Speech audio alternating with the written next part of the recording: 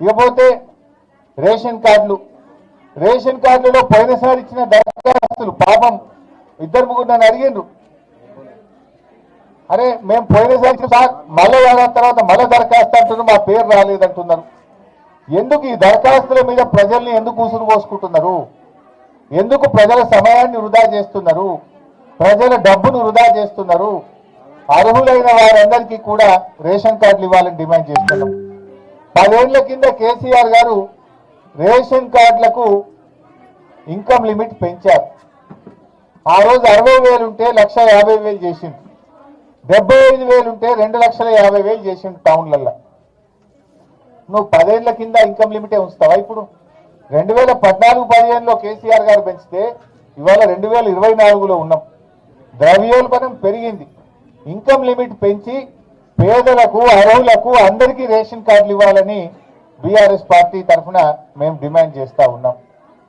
ఇండ్ల విషయంలో ఏడాదికి 5 లక్షల ఇల్లు కట్టమన్నారు. ఇప్పుడు నువ్వు ఏడాది దాటిపోయింది, 13-14 నెలలు అయింది.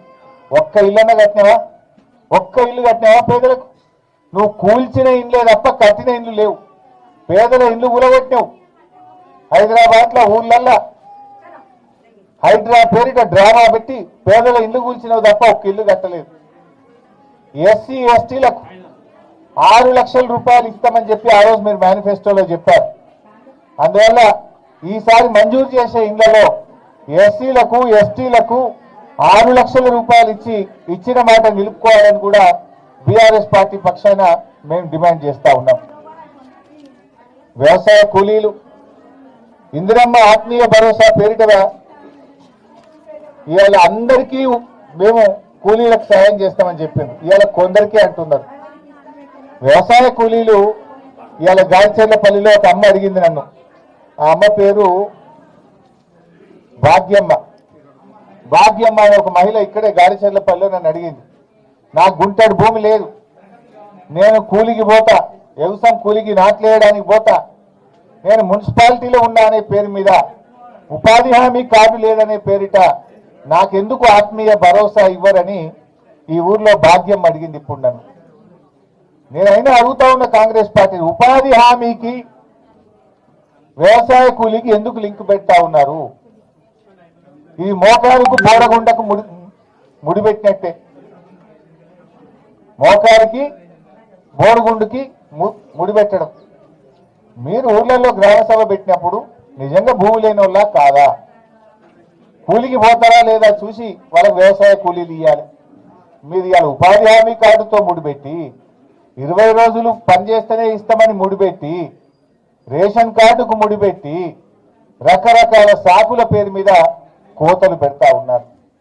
రాష్ట్రంలో 1 కోటి మంది కూలీలుంటే కేవలం 6 లక్షల మందికి మాత్రమే ఈ పథకం ఇస్తామంటున్నారు. అంటే 6 పైసలు ఇస్తున్నారు, 94 పైసలు ఎగబెడుతున్నారు. 6 పైసలు ఇచ్చి ఇక మా పథకం అమలైపోయింది అంటున్నారు. కోత పెట్టిందేమో 94 పైసలు, ఎగబెట్టింది 90 పైసలు, ఇచ్చింది 6 పైసలు. ఇది మీ కాంగ్రెస్ పాలన. భాగ్యమ్మకు మీరు ఇచ్చే సమాధానం ఏంది? భాగ్యమ్మకు గుంటడి భూమి లేదు, కూలికి పోతున్నది, ఎందుకు ఇవ్వవు భాగ్యమ్మకు అని మేము అడుగుతా ఉన్నాం. అంటే ఎన్నికలప్పుడు మీరు మాటలు చెప్పారు, ఇప్పుడు మాత్రం ప్రజల్ని మోసం చేసే ప్రయత్నం చేస్తున్నారు. సో ఇలా ఏ పథకం చూసినా రుణమాఫీ చూస్తే 30 పైసలు అయింది, 60 పైసలు 70 పైసలు ఇంకా కాలేదు. రైతు భరోసా చూస్తే 6 పైసలకి ఇచ్చిండ్రు, 94 పైసలకు ఎగబెట్టిండ్రు. వ్యవసాయ కూలీల పథకం 6 పైసలకి ఇచ్చిండ్రు, 94 పైసలు ఎగబెట్టిండ్రు. రైతు భరోసా చూస్తే వానకాలం ఎగ్గొట్టిండ్రు, యాసంగికి కూడా 6,000 ఇస్తామంటున్నారు. ఇండ్లు చూస్తే ఇదివరకైతే ఇచ్చింది లేదు, మరి రేపు అసలు లిస్ట్ వస్తే మీరు రంగు బయట పడుతుంది.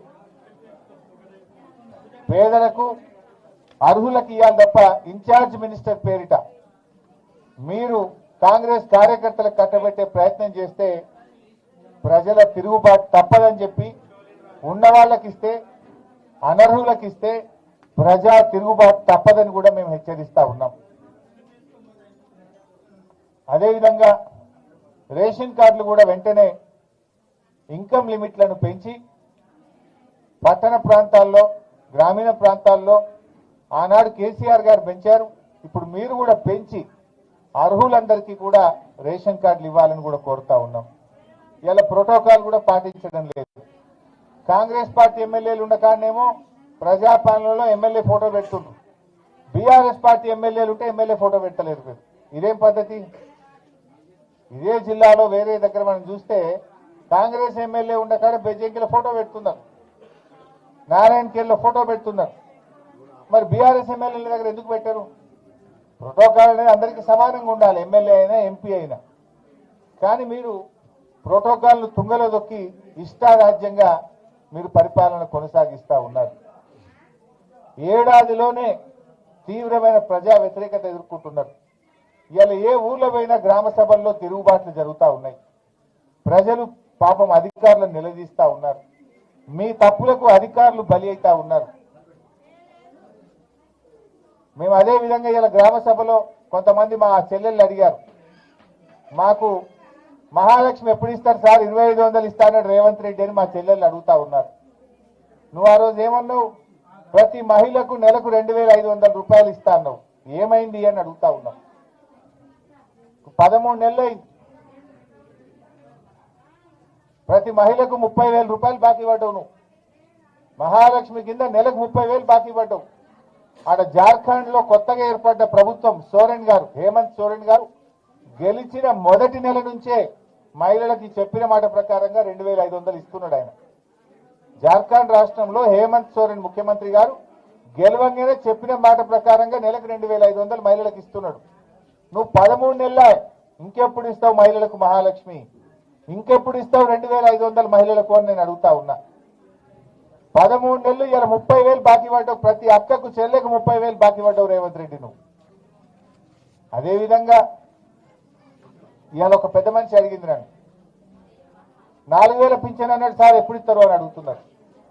ముసలోళ్ళ కేసీఆర్ 200 ఉంటే 2,000 చేస్తా అన్నాడు, చేసిండు. నువ్వు 4,000 చేస్తా అన్నావు, ఎప్పుడు ఇస్తావు 4,000? పక్కన ఆంధ్రప్రదేశ్లో చంద్రబాబు నాయుడు గెలవంగానే 4,000 చేస్తా అంటే బరాబర్ తెల్లారి 4,000 ఇచ్చింది. నువ్వు 13 నెలలైనా 4,000 రూపాయలు ఇయ్యలే, ఎప్పుడు ఇస్తావు రేవంత్ రెడ్డి అని నేను అడుగుతా ఉన్నా. అంటే అవ్వ తాతల్ని మోసం చేసినావు, అక్క చెల్లెల్ని మోసం చేసినావు, పెళ్లి చేసుకునే పిల్లలకు తులం బంగారం ఇస్తాను మోసం చేసినావు. ఇప్పటికైనా కళ్ళు తెరిచి పేదలకు మేలు చేయాలని, రుణమాఫీ వెంటనే అందరికీ పూర్తి చేయాలని, రైతు భరోసా వానకాలం యాసంగి కలిపి 15,000 రూపాయలు ఇవ్వాలని, వ్యవసాయ కూలీలకు ఉపాధి హామీ కార్డుతో నిమిత్తం లేకుండా కూలీలందరికీ ఇందిరమ్మ ఆత్మీయ భరోసా పథకాన్ని వర్తింప చేయాలని, రేషన్ కార్డులకు లిమిట్లు పెంచి గ్రామీణ ప్రాంతంలో పట్టణ ప్రాంతంలో ఇన్కమ్ లిమిట్ పెంచి అర్హులందరికీ రేషన్ కార్డులు అందించాలని, ఎస్సీ ఎస్టీలకు గృహ నిర్మాణ పథకంలో కాంగ్రెస్ పార్టీ మేనిఫెస్టోలో చెప్పిన ప్రకారంగా 6 లక్షలు ఇవ్వాలని చెప్పి మేము డిమాండ్ చేస్తున్నాం.